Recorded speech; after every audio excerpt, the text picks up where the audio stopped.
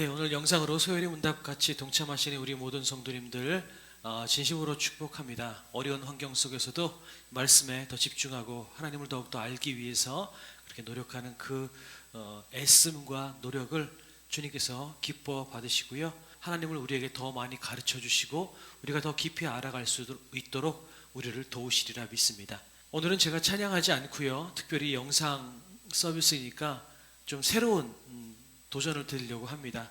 아프리카에 있는 어린아이들이 하나님을 찬양하는 모습인데요.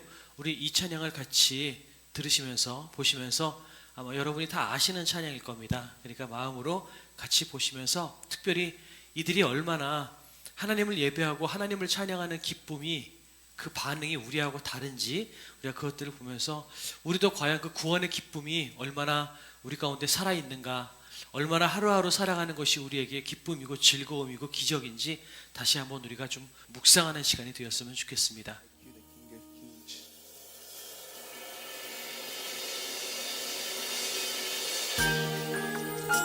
Holy, holy, holy are you, Lord. Come on, lift your voices. Praise Him, praise the Lord in your own for His love, for His mercy.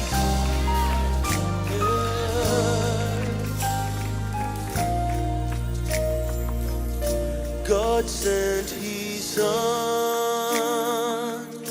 They call Him Jesus.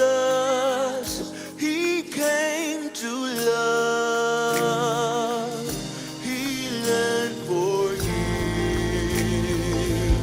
He lived and died to buy my pardon. An empty grave is there to prove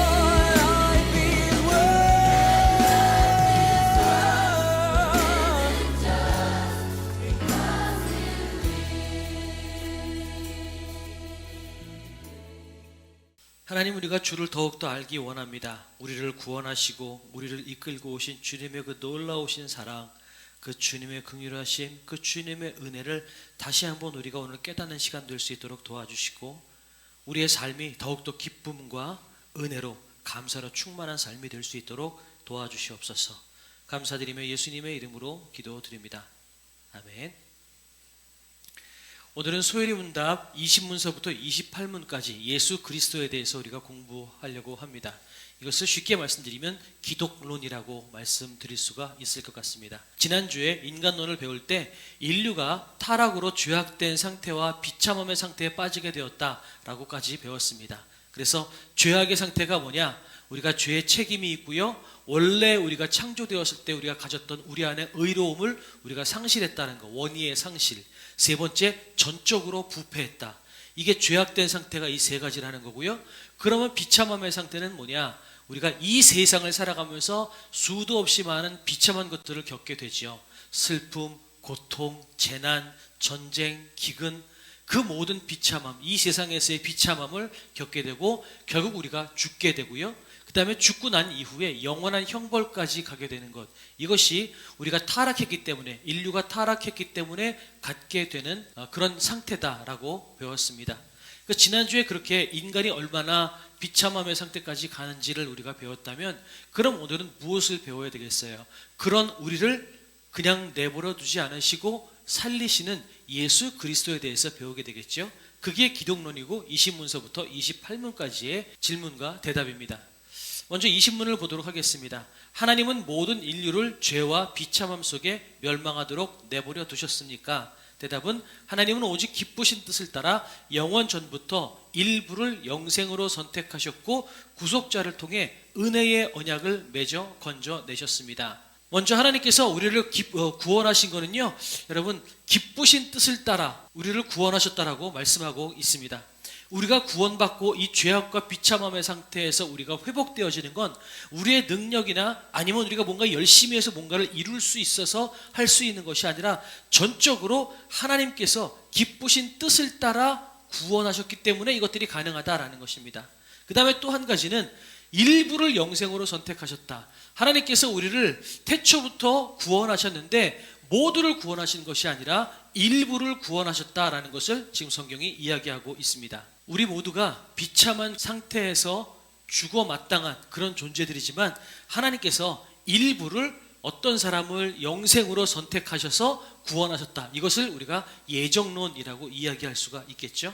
그러니까 본질상 우리는 모두 다 죽을 수밖에 없는 존재예요. 그런데 그 중에 일부를 하나님께서 구하셔서 생명으로 옮겨주셨다. 이것이 예정론이고 구원론에 대한 이야기라고 볼 수가 있겠습니다. 이 부분에 대해서 우리 벤자민 워필드라고 하는 사람이 이런 얘기를 했어요.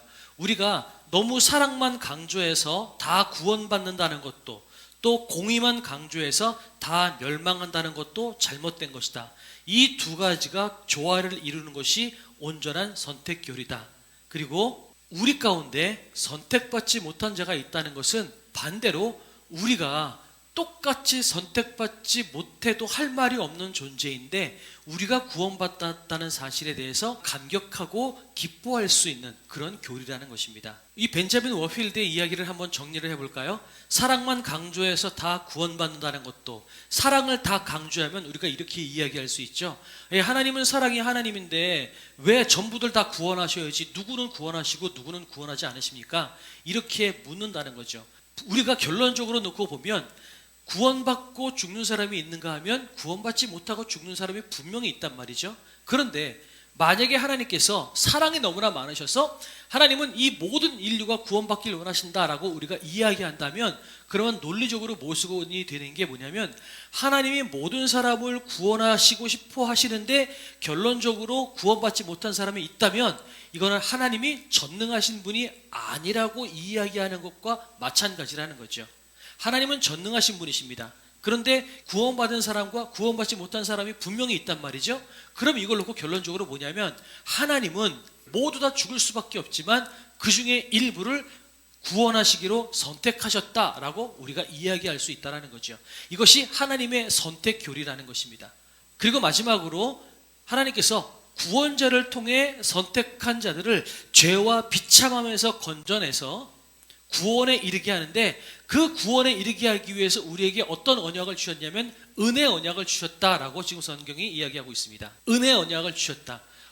지난주에 잠깐 말씀을 드렸던 것 같은데, 타락 이전에 하나님께서 아담과 하와를 창조하셨을 때, 그때는 타락 이전에는 그들이 선악과를 먹지 않는 조건으로 하나님 앞에 온전히 순종함으로 그들이 하나님과의 관계를 누릴 수 있는 그 행위 언약이 가능했다라고 말씀을 드렸어요. 그런데 그들이 죄를 짓고 타락함으로 말미암아 그 뒤로는 그들이 행위 가지고는 하나님 앞에 온전히 순종하지 못하고 율법을 완성할 수 없다고 말씀을 드렸습니다. 그래서 그 이후에는 하나님께서 어떻게 하셨죠? 은혜 언약을 주셨다고 말씀을 드렸습니다. 은혜 언약은 앞으로 우리가 나올 예수 그리스도를 통해서 이루게 될 그 언약을 말씀하고 계시는 거죠. 그래서 타락 이전에는 행위 언약이었지만 타락 이후에 하나님께서는 은혜 언약을 통하여서 우리가 하나님께 가까이 나아갈 수 있도록 길을 열어주셨다라는 겁니다. 그럼 여기서 우리가 이런 질문을 할 수가 있죠. 과연 우리가 선택받았는지 안 받았는지 우리가 어떻게 알 수 있을까? 이렇게 이야기할 수 있어요. 지금 내가 이 자리에 있다면, 지금 내가 예수 그리스도를 믿고 여기 있잖아요. 예배를 드리고 교회를 나오고 있죠. 여러분, 이것만으로도 우리가 선택받았다라고 믿을 수 있다라는 것입니다. 그 다음에 이런 것도 있죠. 우리가 분명히 구원받았다라고 이야기하지만 우리는 수도 없이 넘어져요. 어떤 사람들은 잘 넘어지지 않죠. 그리고 잘 가는 사람도 있어요. 그런데 신앙생활을 하는 걸 비교하다 보면 어떤 사람은 너무 쉽게 잘 넘어지는 거죠. 많이 넘어지고 자주 넘어져요. 그럼 그 자주 넘어지는 사람 입장에서는 그런 생각이 드는 거죠. 아, 이게 나 같은 사람, 이 죄인, 나는 구원 못 받았을 것 같아. 이렇게 자꾸 넘어지는데 어떻게? 라고 그렇게 물어볼 수도 있죠. 그럴 때 어떻게 대답을 해야 될까요? 이건 실제로 어떤 청소년이 이렇게 물어본 질문이기도 합니다. 목사님, 내가 이렇게 맨날 넘어지고 실수하는데 내가 어떻게 구원받았습니까? 어떻게 확신할 수 있습니까? 라고 물었을 때, 우리가 구원받은 자라면 우리 안에 죄에 대한 민감함이 있다는 거죠. 그래서 내가 넘어졌구나, 내가 잘못했구나, 잘해야 되겠구나 라고 하는 그 죄에 대한 민감함이 있고 그것을 고치고 잘 되려고 하는 부담감이 있다면, 그러면 너는 구원받은 거다, 그렇게 이야기한 적이 있습니다. 여러분, 우리는 구원받은 자입니다. 왜냐하면 우리가 지금 이 자리에서 하나님을 예배하고 있는 그 모습만 가지고도 우리가 구원받았다는 것을 증명할 수 있다고 볼 수가 있을 것 같습니다. 내가 지금 예수 그리스도를 믿고 있다면 그것은 선택받았기 때문에 믿은 겁니다. 우리가 성령의 능력이 아니고서는 어느 누구도 예수 그리스도를 주라 고백할 수가 없어요. 그런데 우리가 예수님을 믿고 주라 고백할 수 있는 것은 믿음이 있기 때문이고, 그 믿음이 있다는 것은 곧 우리가 선택받았다는 것을 뜻하기도 한다라는 것입니다. 그리고 하나님께서 창세 전에, 영원 전부터 기쁘신 뜻을 가지고 일부를 구원하셨다라고 말씀하셨잖아요. 그러니까 하나님은 우리가 태어나기 전부터 이미 우리를 다 알고 계심에도 불구하고 우리를 이미 선택하셨다라는 거예요. 그러니까 이건 다른 말로 한다면, 우리가 때로는 신앙생활 하다가 죄를 많이 짓고 많이 넘어지기도 하면 하나님이 나를 버리시지 않을까? 라고 생각할 수 있지만, 이 구원은 패해지지 않는다라는 것을 우리가 확인할 수가 있습니다. 왜냐하면 모든 것들을 알고 계신 하나님께서 내가 태어나기 전부터 이미 영원 전에 우리를 구원하시기로 선택하셨기 때문에, 이것은 우리의 행위를 이미 다 알고 계신 하나님께서 우리를 구원하시기로 작정한 겁니다. 그러니까 우리의 행위나 우리의 마음 씀씀이나 이런 것 때문에 구원이 패해지거나 번복되거나 하지 않는다라는 거죠. 그렇다면 우리가 여기서 질문할 것이 있습니다. 아니, 구원받을 사람이 정해져 있다면 우리가 뭐하러 전도를 해야 됩니까? 이런 질문을 해야 된다라는 거죠. 그런데 답은 뭐냐면요, 고린도전서 1장 21절에 보면 하나님의 지혜에 있어서는 이 세상에 자기 지혜로 하나님을 알지 못함으로 하나님께서 전도에 미련한 것으로 라고 표현하고 있습니다. 다시 말씀드려서 하나님께서는 구원하시고 택하시고 구원하시는 그 방식을요, 전도에 미련한 것을 통해서 하시기 원하신다라는 겁니다. 예를 들어서 오늘 이 예정론에 대해서 이야기하면서 처음에 에베소서 1장 말씀을 가지고 근거로 말씀을 드렸어요. 그러면 이 에베소서는 누가 썼을까요? 사도 바울이 쓴 거거든요. 그런데 사도 바울은 누구보다도 전도를 열심히 했던 사람입니다. 그죠? 이미 하나님께서 태초부터 일부를 구원하시기로 작정하셨다는 이 예정론을 알고 있는 사도 바울이 더 열심히 전도했다라는 것입니다. 그건 뭐냐면요, 하나님께서 이 전도의 미련한 것을 통해서 당신의 역사를 이루시기 때문에 그렇습니다. 그러니까 우리는 최선을 다해서 전도해야 돼요. 더 열심히 전도해야만 되는 겁니다. 만나는 사람들마다 더 열심히 전도해야 돼요. 그 중에서 하나님께서 택하신 그 영혼들이 우리의 전도하는 그 방식을 통하여서 구원받게 되더라는 것입니다. 그러니까 여러분, 시대를 얻든지 못 얻든지 우리가 전도를 해야만 된다는 겁니다. 사도 바울이 고린도 교회로 나갈 때 하나님께서 이렇게 말씀하셨어요. 너 두려워하지 말아라. 이 성 중에 내 백성이 많다. 그러니 너는 두려워하지 말고 복음을 전해라. 하나님께서 사도 바울에게 이렇게 말씀하셨거든요. 그러니까 우리는 때를 얻든지 못 얻든지 한 사람이라도 더 전도를 해야만 됩니다. 우리 목양 아카데미 하면서요, 목사님들하고 이렇게 많이 다니거든요. 근데 언젠가는, 그러면 21문은요 이런 질문입니다. 그러면 하나님이 선택하신 자들의 구속자는 누구입니까?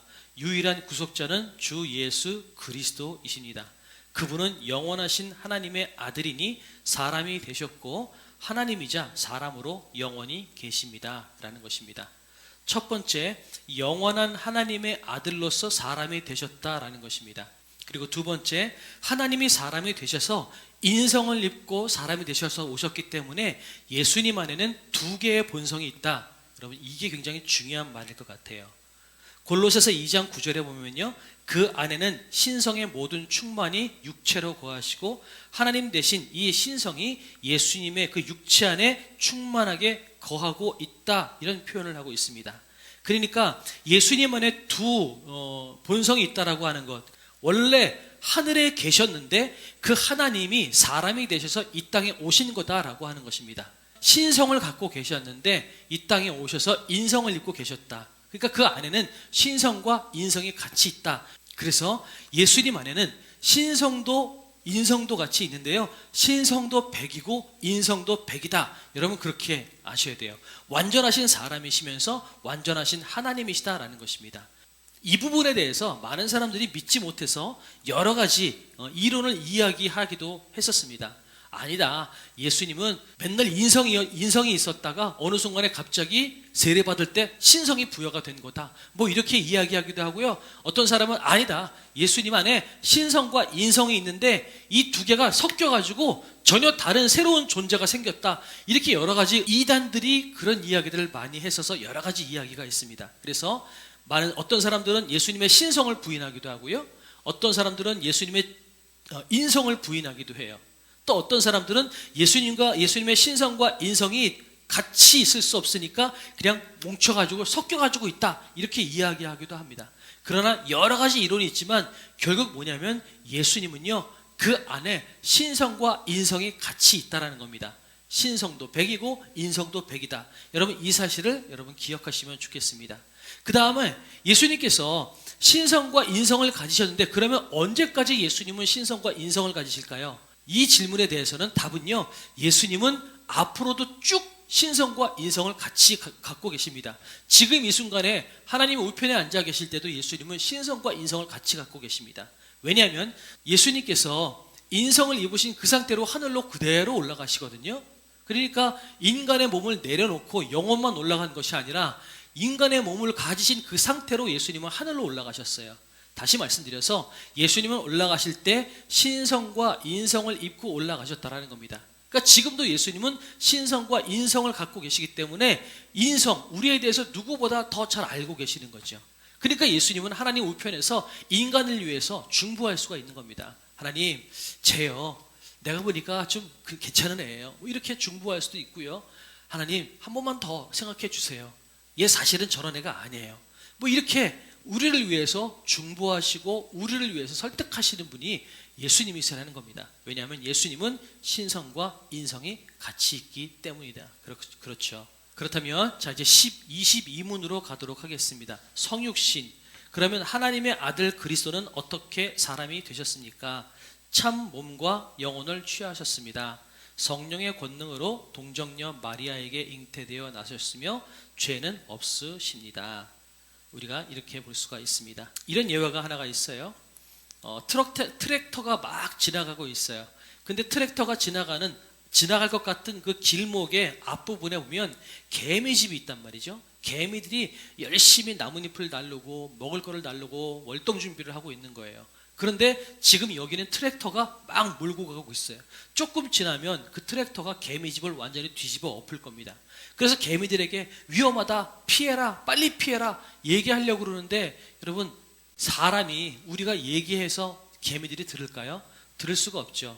그럴 때 어떻게 하는 것이 개미들에게 위험을 이야기하고 피하라고 할 수 있는 이야기일까요?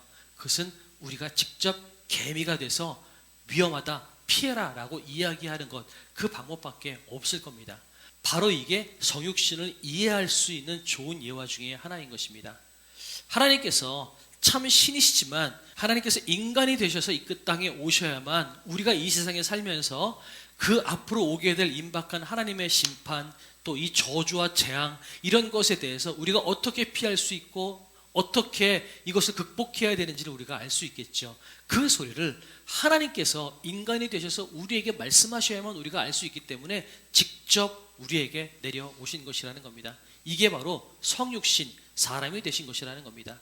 그래서 첫 번째, 참 몸과 지각 있는 영혼을 취하셨다 이거죠. 한 인격 안에 두 본성, 신성과 인성을 가지신 분이신데 그분은 영원토록, 과거에나 지금이나 영원토록 하나님이시다라는 것입니다. 이거는 합성되거나 혼합되고 다른 본성이 생긴 게 아니라 그 안에 신성과 인성이 같이 있는 영원하신 하나님이시다. 지금도 변함이 없다. 여러분, 그렇게 믿으시면 되겠습니다.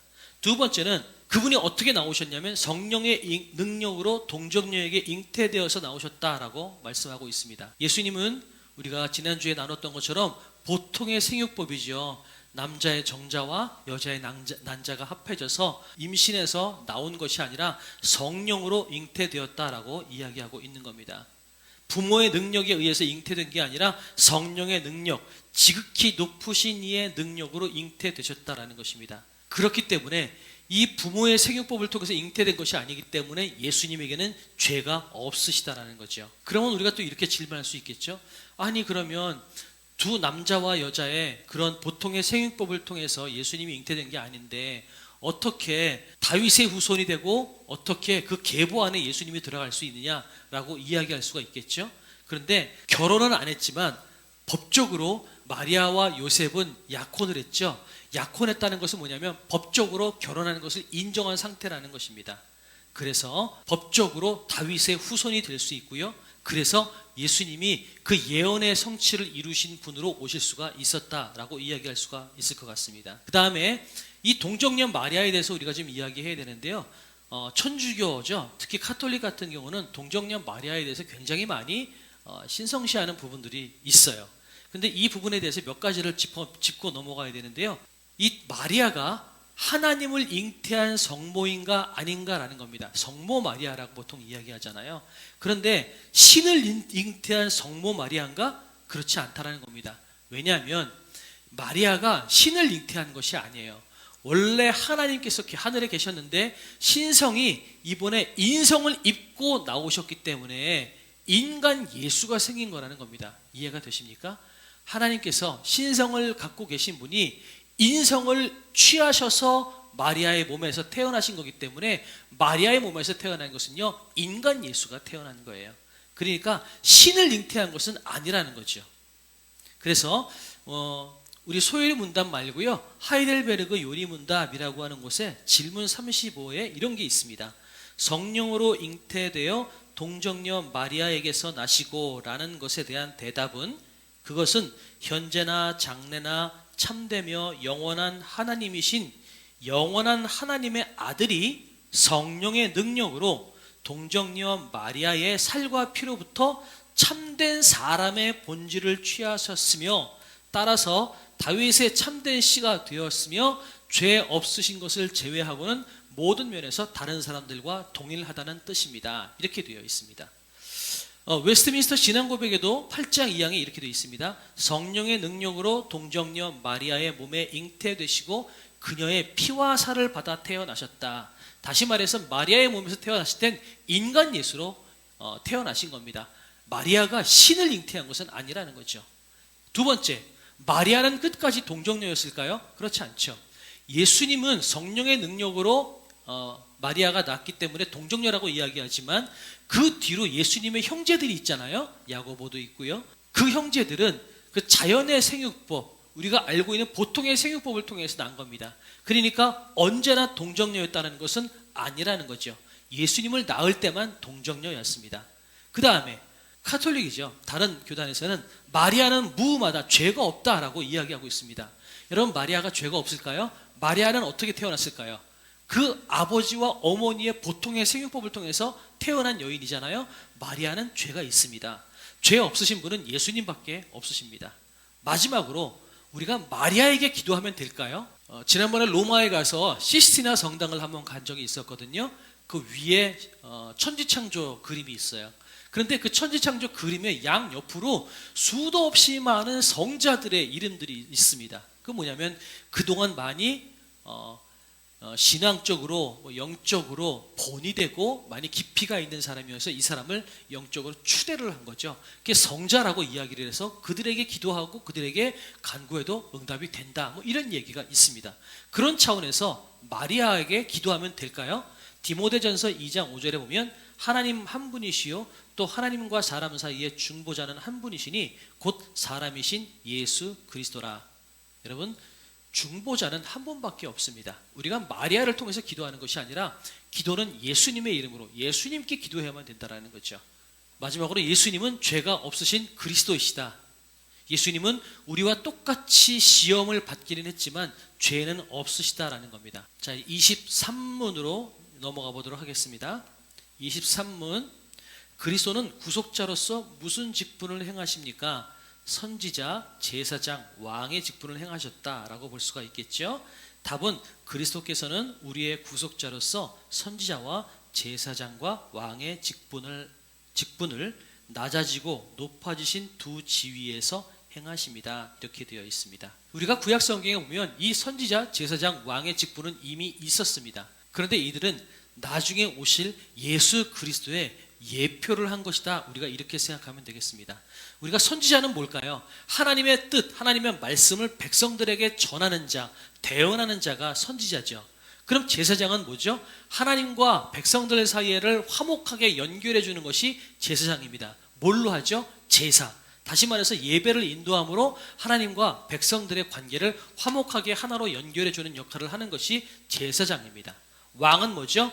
하나님을 대신해서 이 땅을 통치하고 백성을 통치하는 거죠. 자, 선지자는 하나님의 말씀을 백성들에게 전하는 것, 제사장은 하나님과 백성 사이를 연결해 주는 것, 왕은 이 땅을 하나님을 대신해서 통치하는 것, 이것이 각각 선지자, 제사장, 왕으로서의 역할이었다라는 겁니다. 이미 구약 성경 때 그때 있었어요.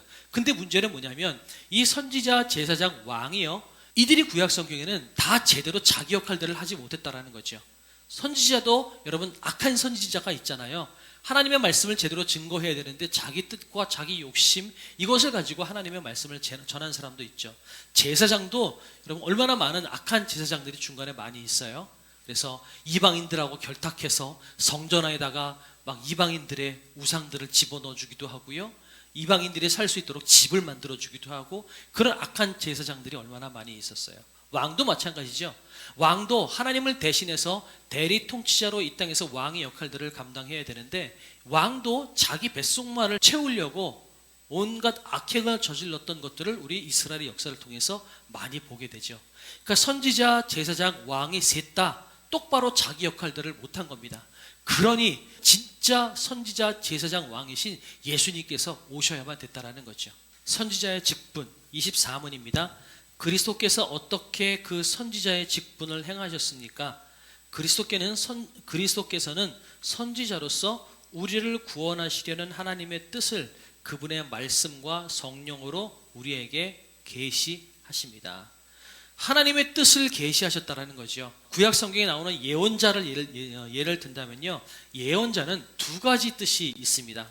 첫 번째는 우리가 알고 있는 그것입니다. 미래에 일어날 일들을 미리 이야기하는 것, 예언하는 것이죠.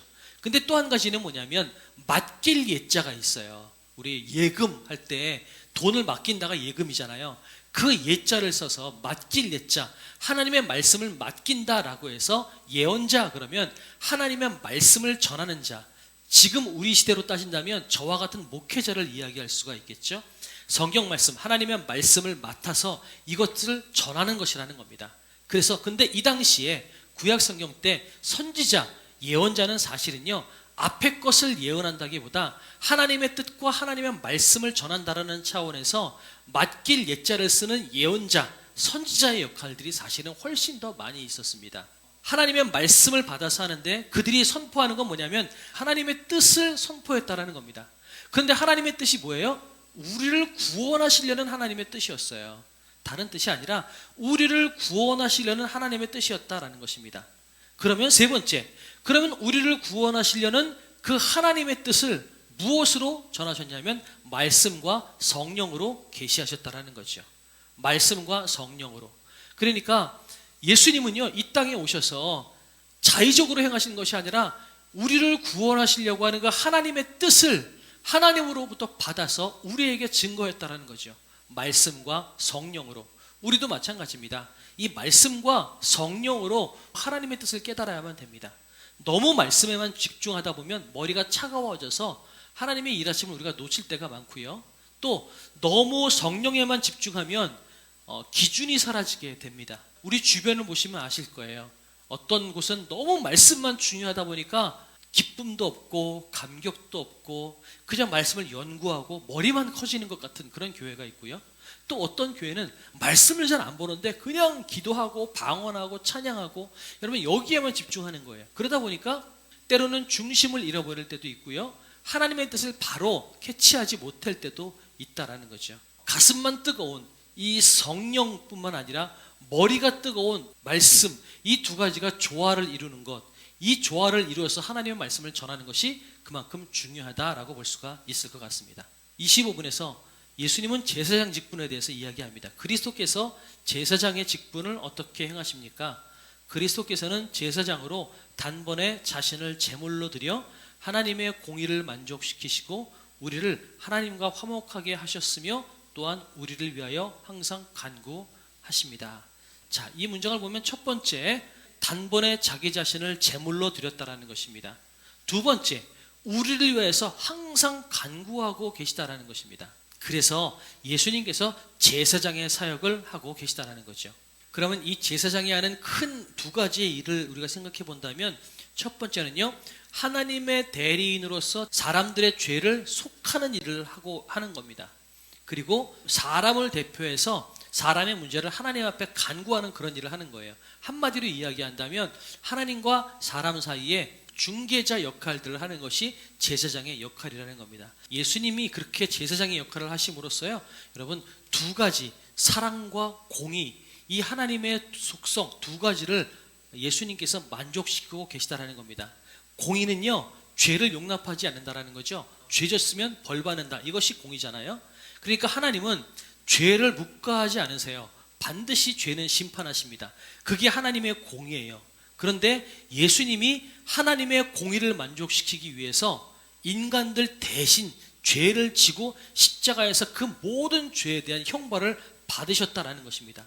그래서 하나님이 죄에 대한 심판을 완전히 이루게 하신 거죠. 동시에 하나님께서 우리를 사랑하시는 그 사랑을 예수님께서 죽으심으로 완성하셨다라는 거죠. 이것이 제사장으로서의 직분입니다. 왕의 직분 26문인데요. 왕의 직분을 예수님께서 어떻게 행하셨습니까? 라는 질문인데요. 들어보세요. 그리스도께서는 왕으로서 우리를 자기에게 복종하게 하시고 우리를 다스리고 보호하시며 그분의 모든 원수들, 곧 우리의 원수들을 제어하시고 정복하십니다. 자, 왕은 뭐냐면요, 백성들이 자기에게 복종하게 만드는 거죠. 그래서 오늘 예수님께서 왕으로서 뭐 하셨냐면 백성들이 자기에게 복종하게 하신다. 그 다음에 두 번째, 우리를 다스리고 보호하셨다. 그 다음에 원수들로부터 우리를 보호하시고 정복하셨다라는 겁니다. 이게 왕의 역할이라는 겁니다. 예수님께 첫 번째, 예수님께서 우리를 복종하게 하셨다. 자기에게 복종하게 하셨다라고 하고 있습니다. 우리를 복종하게 하셨다 그러면 뭔가 좀 기분이 어감이 좀 그렇잖아요. 이것은 다른 말로 표현한다면 뭐냐면요, 우리를 은혜와 사랑으로 다스리셔서 우리가 기쁨으로 감동으로 자발적으로 그분 앞에 나오도록 하셨다라는 겁니다. 그러니까 우리가 예배를 드리고 찬양할 때 이거죠. 너 예배 안 드리고 찬양하면 안 돼, 이것이 아니라 우리가 지난 한 주간 우리의 삶을 인도하신 주님의 은혜가 너무 기쁘고 감격해서 주일날 나와서 그분 앞에 찬양하는 거잖아요. 이렇게 순서가 바뀐 거죠. 복종하게 하셨다라는 말은 하나님께서 우리를 은혜와 사랑으로 보살피시고 다스려 주셔서 그 은혜와 사랑 때문에 내가 주님 앞에 기쁨으로 나와서 주님 앞에 고개를 조아릴 수 있도록 주님께서 만들어 놓으셨다라는 것입니다. 두 번째, 왕으로서 주님께서 우리를 다스리고 보호하십니다. 우리를 다스리고 보호하세요. 세 번째, 모든 원수들, 우리의 모든 원수들을 제어하신다라는 겁니다. 그러니까 예수님께서 이 땅의 모든 사단의 권세를 굴복하게 하고요, 하나님의 나라를 만들어 내신다라는 거죠. 결론적으로요, 우리의 진정한 왕은 예수 그리스도시다, 우리가 이렇게 고백할 수가 있을 것 같습니다. 자, 그러면 우리 27문으로 넘어가 볼까요? 27문은 자, 처음에 23문에서 우리가 그렇게 얘기했죠. 예수님께서 어떻게 행하셨습니까? 어떤 직분으로 행하셨습니까? 선지자, 제사장, 왕의 직분으로 낮아지고 높아지셨습니다. 이것으로 직분을 행하셨습니다. 지금 낮아지심을 이제 오늘 공부하게 되는 겁니다. 27문, 그리스도의 낮아지심은 무엇입니까? 그리스도의 낮아지심은 그분이 태어나시되 비천한 형편에서 태어나셨고 율법 아래에 나셨으며 이 세상에서 여러 가지 비참함을 겪다가 하나님의 진노와 십자가의 죽음을 받으셨고 장사되셔서 얼마 동안 죽음의 권세 아래 거하신 것입니다.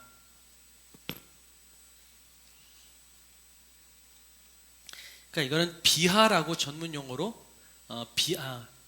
비하라고 이야기를 하는데요. 예수님께서 낮아지셨다. 천천히 보면요, 예수님의 낮아지심은 비천한 형편에서 태어나셨대요.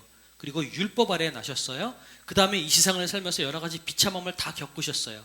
그 다음에 하나님의 진노와 십자가의 죽음을 받으셨고 장사되셨고 죽음의 권세 아래 거하셨다. 예수님은 완전한 하나님이셨습니다.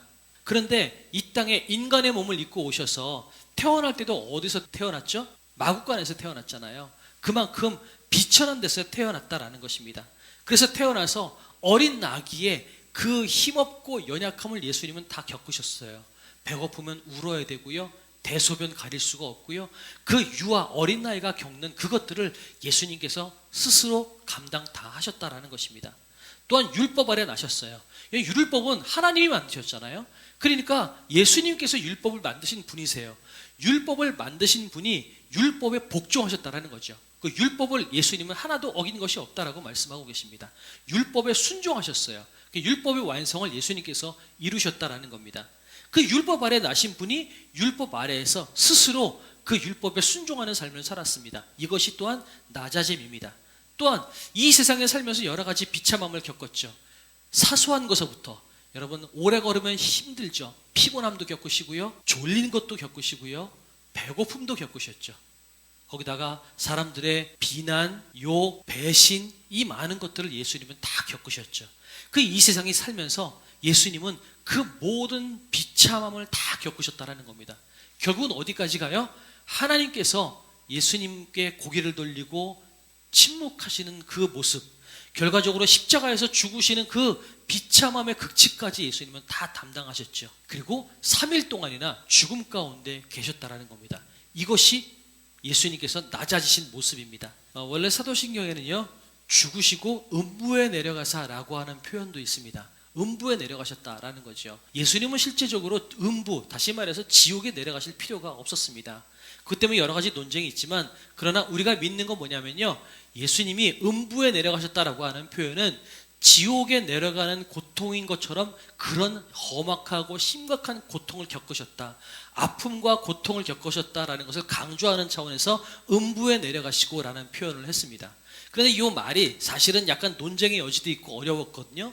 그러니까 우리나라 안에서 우리 감리교와 장로교가 같이 연합해서 우리 성경을 하나로 통일하자, 그렇게 하면서 하나로 성경을 통일하는 과정 가운데에서 사도신경을 봤을 때 요거는 논쟁의 여지가 있으니까 우리 빼자, 이렇게 돼가지고 사실은 음부에 내려가사라는 표현은 우리 사도신경에는 빠졌습니다. 그래서 아무튼 간에 그 음부에 내려가사라고 하는 표현은 음부에 내려가는 것 같은 고통을 겪으셨다라고 하는 모질고 심각한 고난을 겪으신 것을 강조하는 표현으로 볼 수 있다라고 볼 수가 있을 것 같습니다. 그럼 마지막으로 28문 그리스도의 높아짐입니다.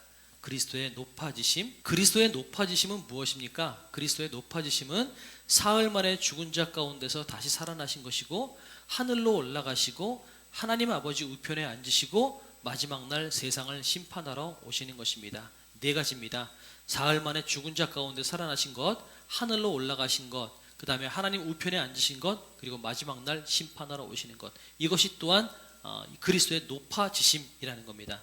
예수님은 죽은 자 가운데서 다시 살아나셨습니다. 이것이 부활이라고 이야기하죠.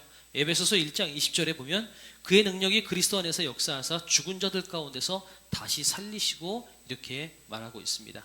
그런데 많은 우리 옛날 사람들 그리고 예수님의 부활을 믿지 않는 많은 사람들은 이것을 다르게 표현했어요. 예수님은 죽은 게 아니라 기절했던 거다. 기절했다가 3일 만에 깨어나가지고 나간 거다. 이렇게 이야기하기도 합니다. 또 어떤 사람들은 시체 도둑소리라고 그래서요. 예수님의 제자들이 예수님의 시체를 어딘가가 숨겨놓고 예수님이 부활했다고 거짓말을 치고 있는 거다. 이렇게 이야기하기도 합니다. 또 어떤 사람들은 예수님의 부활은 가짜다. 우리가 워낙에 예수님의 부활을 갈망하고 소망하니까 예수님이 부활하신 환상을 본 거다. 이렇게 이야기합니다. 또 심각한 거는 이런 것도 있어요. 유령설. 예수님은 유령이었다. 이렇게 이야기하는 것도 있습니다. 어쨌든 이 모든 이론들이 뭐냐면 결론적으로 예수님이 부활하신 것을 믿지 못하겠다라고 하는 겁니다. 그러나 예수님은 분명히 부활하셨죠. 그 많은 제자들이 예수님을 실제적으로 보았고 만졌고 40일 동안이나 하루 이틀도 아니고 무려 40일 동안이나 같이 다녔습니다. 예수님은 분명히 부활하셨다라는 것입니다.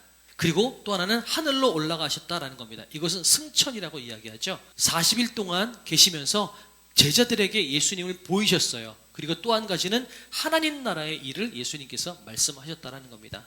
그리고 작별하시고 승천하셨죠. 인간의 몸을 입으신 그 모습 그대로 예수님께서 올라가셨어요. 그래서 예수님께서 그렇게 올라가신 건 뭐냐면 우리 인간들에게 여러분 죽음이 끝이 아니라는 거예요. 우리도 저렇게 들려 올라갈 것이다 라는 것을 소망으로 보여주신 것이라는 겁니다. 그리고 예수님은 하나님 우편에 앉으셨죠. 시편 110편에도 이런 말씀이 있어요. 여호와께서 내 주에게 말씀하시기를 내가 내 원수들로 내 발판이 되게 하기까지 너는 내 오른쪽에 앉아 있으라. 이런 표현이 있습니다. 예수님께서 오른쪽에 앉아 계시다라는 겁니다. 이 땅이 완전히 정복당할 때까지 내 오른편에 앉아 있으라는 얘기는 이 땅이 완전히 정복당하면 그 자리에서 다시 내려오시겠다는 의미를 담고 있는 겁니다. 그러니까 예수님은 분명히 다시 오실 것입니다. 예수님은 지금도 천상에서 제사장, 선지자, 왕의 역할들을 감당하고 계십니다. 그리고 지금 하나님 보좌 우편에 앉아 계시면서 우리를 맞이할 준비를 하고 계시다라는 겁니다. 예수님께서 말씀하셨죠. 내가 거처를 예비하러 간다. 처소를 준비하고 다시 너희에게 오겠다라고 주님께서 우리에게 말씀하셨습니다. 그러니까 반드시 예수님은 다시 오신다라는 겁니다. 그렇다면 우리는 어떻게 살아야 될까? 오늘 우리에게 주어진 날들을 열심을 다해서 최선을 다해 살아야만 됩니다. 그러면서 동시에 우리는 하늘의 꿈을 꾸는 자가 되어야만 된다는 거죠. 언젠가 다시 오실 때 우리가 기쁘게 주님을 맞을 수 있도록 우리가 날마다 하늘의 꿈을 꾸며 신랑 되신 예수님께서 우리에게 다시 오실 그날을 꿈꾸며 오늘 내가 최선을 다해서 신부로서의 모습을 잘 갖추고 준비할 수 있는 저와 여러분이 되었으면 좋겠습니다. 그래서 오늘 인간론을 28문까지 배웠습니다. 그러면 이제 예수님께서 부활 승천하셨으면 그 다음에는 어떤 일이 벌어졌죠? 우리에게 성령이 오셨죠. 그래서 이후로는 또 성령론에 대해서 배우게 될 것입니다. 지금까지 수고 많으셨고요. 여러분 잘 정리하셨고 이제 다음 주에 우리 성령론으로 다시 뵙도록 하겠습니다. 기도하겠습니다. 완전한 신이신 예수님께서 우리를 위해서 우리를 살리시고 우리에게 말씀해 주시기 위해서 우리를 사랑하셔서 우리에게 내려오셔서 가장 낮은 모습으로 그 비참함을 다 겪으시고 끝까지 우리를 사랑하셨고 하늘로 올라가셔서 주님께서 그 역할들을 감당하신 그 은혜 진심으로 감사를 드립니다. 죽을 수밖에 없는 우리가 사막을 향해 갈 수밖에 없는 우리가 선택받아서 생명의 자리에 있다는 것이 얼마나 기쁘고 감사한 것인지 우리가 잊지 않고 살아갈 수 있도록 도와주시옵소서. 우리를 콕 집어서 선택하셔서 생명의 자리에 옮겨주신 은혜 진심으로 감사를 드립니다. 또한 그 은혜 가지고 우리가 또한 더욱더 열심히 전도할 수 있도록 도와주시옵소서.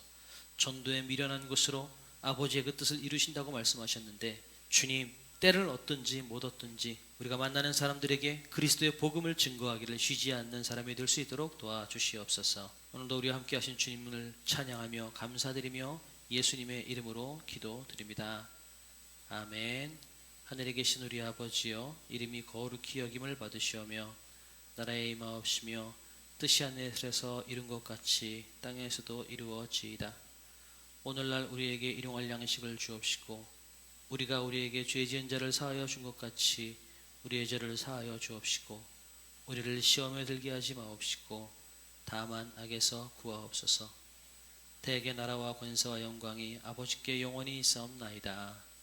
아멘.